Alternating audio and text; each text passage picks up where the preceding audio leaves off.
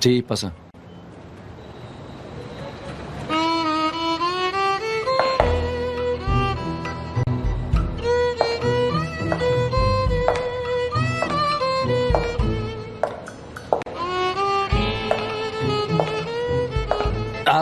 Ada, ¿quieres decirme por qué volviste temprano del estudio?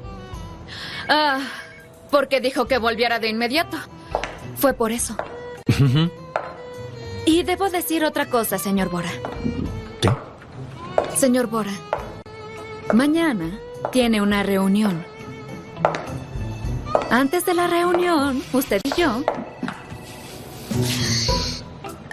tenemos una junta y eso ya lo sabe.